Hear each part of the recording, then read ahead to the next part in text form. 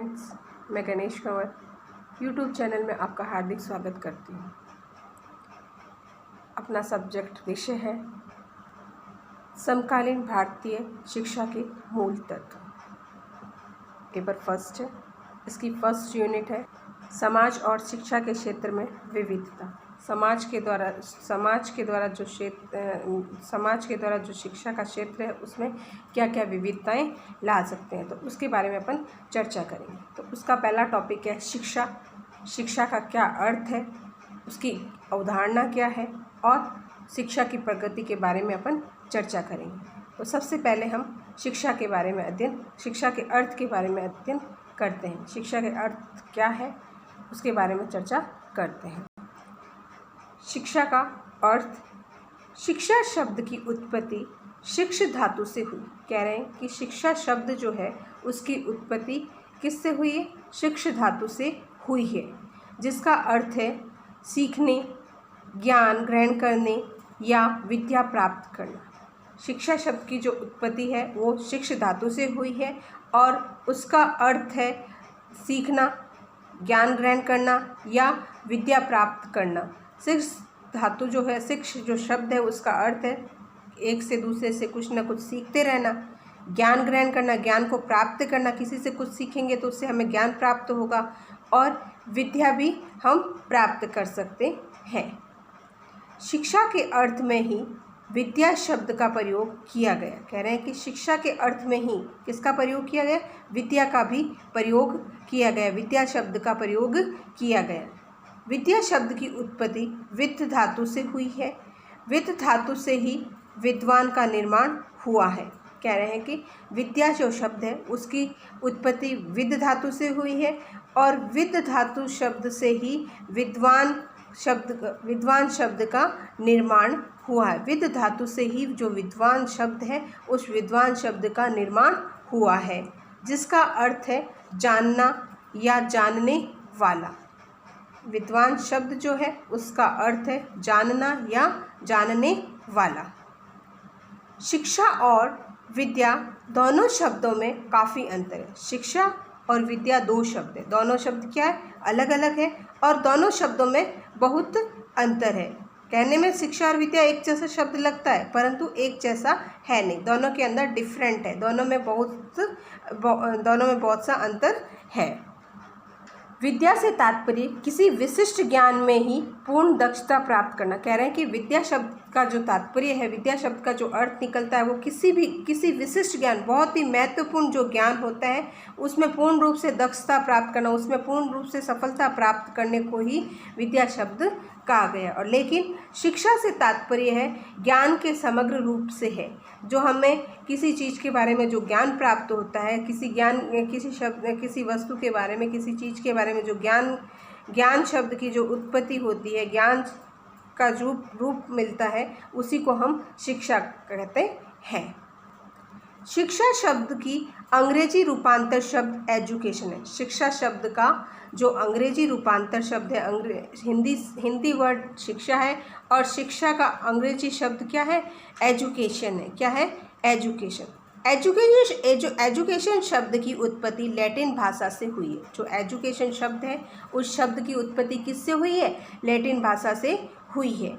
Latin भाषा के एजुकेटम शब्द का अर्थ है शिक्षण कार्य करना।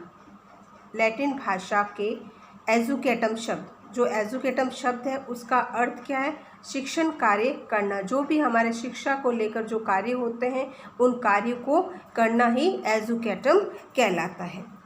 एजुकेर शब्द से तात्पर्य शिक्षित करना या ऊपर उठने से है और एजुकेटम का अर्थ था शिक्षण कार्य करना। एजुकेर का अर्थ है शब्द शिक्षित करना या ऊपर उठने से, या तो अपने जो भी अपना लक्ष्य उसकी तरफ बढ़ने से है या फिर किसी चीज़ को शिक्षित करना ही। किसी व्यक्ति को, चाहे वे वृद्ध हो, चाहे वे प्रौढ़ावस्था में हो, चाहे बाल्यावस्था में, चाहे किशोरावस्था, कोई सी भी अवस्था में हो, उसको शिक्षित करना ही एजुकेयर शब्द का अर्थ निकलता है।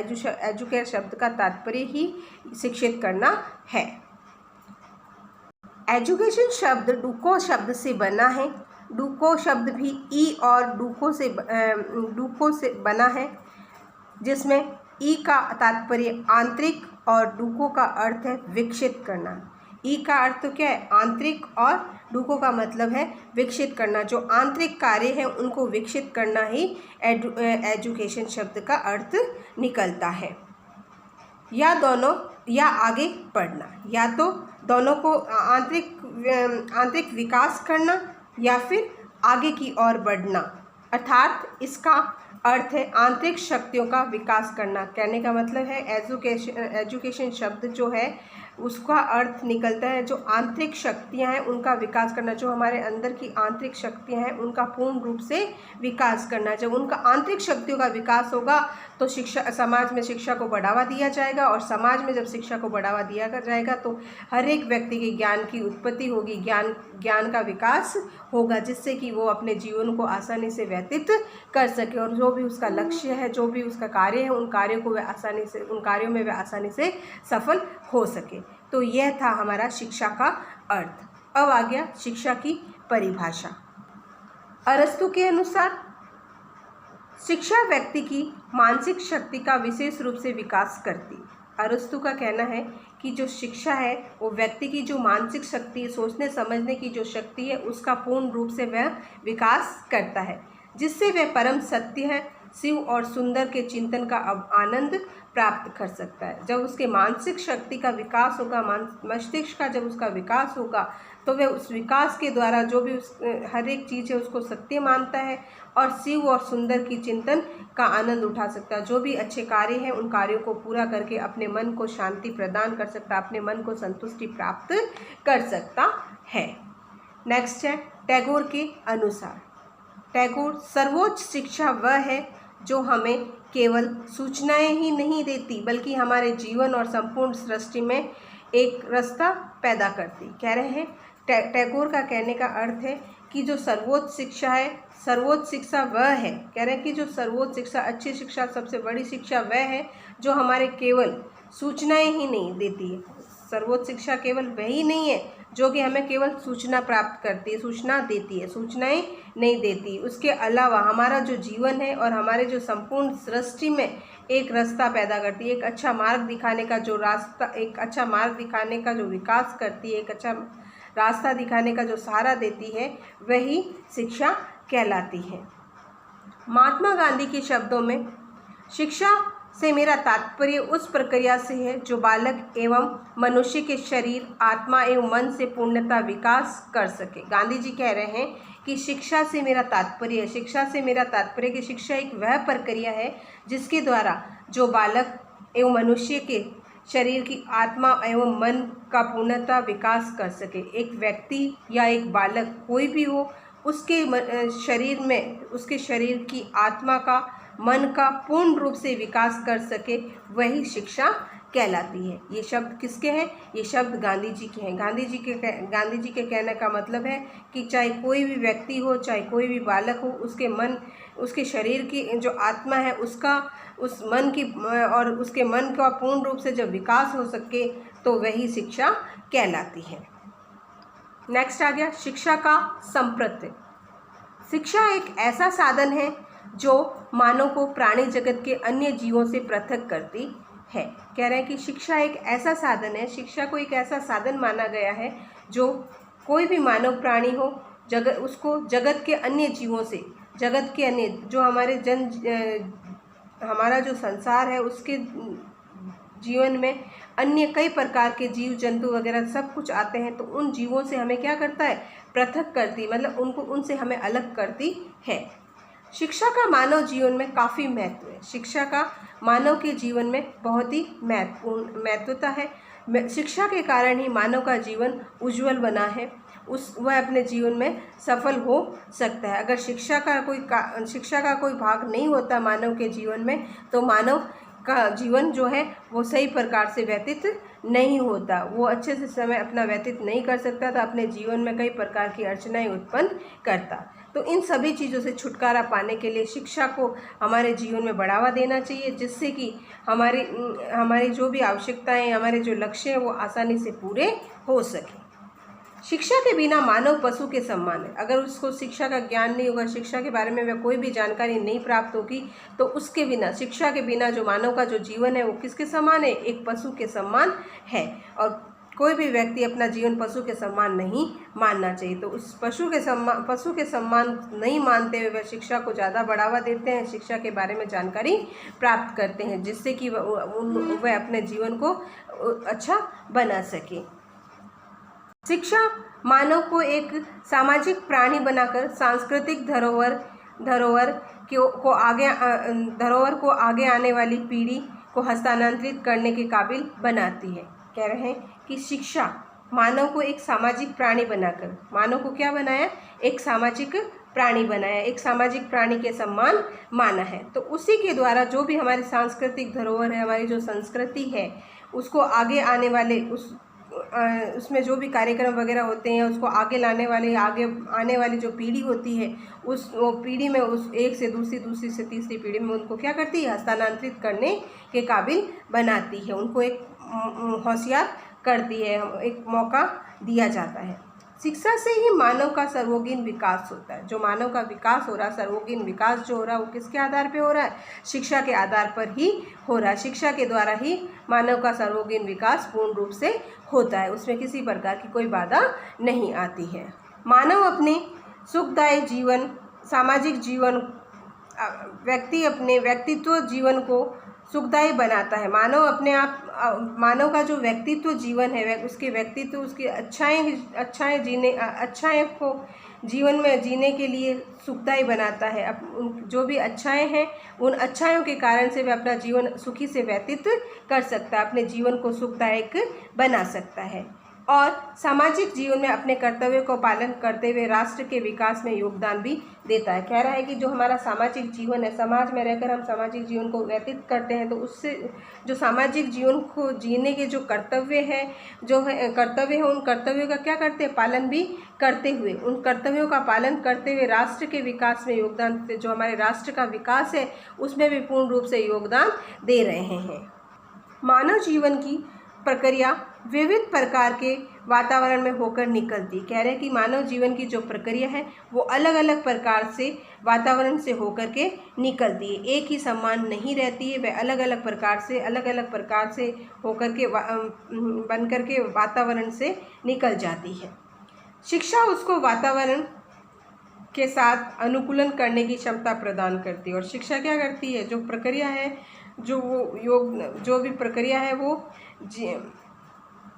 जो जीवन जीने की जो प्रक्रिया है वो अलग अलग प्रकार से वातावरण से होकर निकलती है। तो उस वातावरण से होकर निकलने में किसका योगदान है? शिक्षा का। अगर शिक्षा होगी तो ही वह वातावरण के साथ मिलकर के अनुकूल करने की क्षमता प्रदान करती है, उसको आगे बढ़ावा देने की क्षमता को प्रदान करती है। साथ ही साथ वातावरण में अपनी सुविधा अनुसार परिवर्तन करने की शक्ति और ज्ञान भी प्रदान करती है। इसके साथ साथ जो भी हमारा वातावरण है उसमें सुविधा अनुसार, अपनी सुविधा के अनुसार, जो भी अपनी सुविधा है उसके अनुसार हम उसमें परिवर्तन करते हैं और परिवर्तन करके जो भी शक्ति और ज्ञान प्रदान करते हैं, और परिवर्तन करने के आधार पर ही हम शक्ति और ज्ञान को प्रदान कर सकते, प्राप्त कर सकते हैं।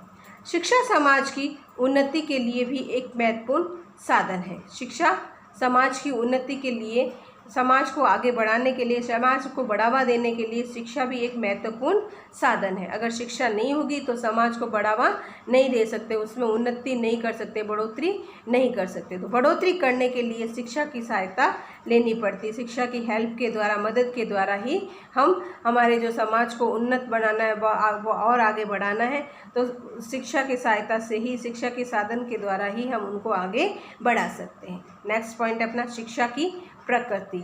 शिक्षा की प्रकृति क्या है? शिक्षा की प्रकृति के संबंध में मूल रूप से दार्शनिकों, समाजशास्त्रियों, राजनीतिक शास्त्रियों, अर्थशास्त्रियों, मनोवैज्ञानिकों और वैज्ञानिकों ने विचार किया है। अलग अलग विषयों के विशेषज्ञताओं ने प्रगति के बारे में, अलग अलग वैज्ञानिकों ने अपने अलग अलग विचार लिखे हैं। इन सब के दृष्टिकोण से शिक्षा की प्रगति के विषय में निम्नलिखित उजागर होते हैं। कह रहे हैं कि इनका जो देखने का तरीका है, दृष्टिकोण के द्वारा शिक्षा की प्रगति के विषय में निम्नलिखित उजागर, मतलब शिक्षा की प्रगति में जो प्रगति के कारण विषय के अंदर जो भी उजागर हुआ विषय को बढ़ावा दिया गया है वो निम्न प्रकार से है। तो सबसे पहला पॉइंट है शिक्षा एक सामाजिक प्रक्रिया। शिक्षा को कैसी प्रक्रिया माना गया है? शिक्षा को एक सामाजिक प्रक्रिया माना गया है। इसके मुख्य रूप से 3 अंग होते हैं। कितने अंग होते हैं शिक्षा के? 3 अंग होते हैं। सीखने वाला, सिखाने वाला और सीखने सिखाने की विषय सामग्री अथवा क्रिया, ये बात दूसरी है। और सिखाने वाले सीखने वाले के सामने प्रत्यक्ष रूप से उपस्थित रहता है या पर्दे के पीछे कार्य करता है। कहने का अर्थ है कि जो इसके मुख्य रूप जो है, शिक्षा को एक सामाजिक प्राणी माना है और इसका जो मुख्य रूप है वो कितने प्रकार के हैं? 3 अंग होते हैं। कितने अंग होते हैं? 3। कौन कौन से? सिखाने वाला, सीखने वाला और तीसरा है सीखने और सिखाने के विषय सामग्री अथवा क्रिया। यह बात दूसरी है। क्रिया की बात करना, जो भी सीखता है और सिखाने वाला है उसको विषय सामग्री के बारे में भी जानकारी होना चाहिए, क्रिया के बारे में भी उसको जानकारी होनी चाहिए। सिखाने वाला सीखने वाले के सामने प्रत्यक्ष रूप से उपस्थित रहता है। कह रहे कि सिखाने वाला सीखने वाले के सामने, जो सिखा रहा है वो सीखने वाले के सामने प्रत्यक्ष रूप से उपस्थित रहता है। हर एक चीज़ बताने के लिए उसके सामने वह क्या होता है? उपस्थित होता है।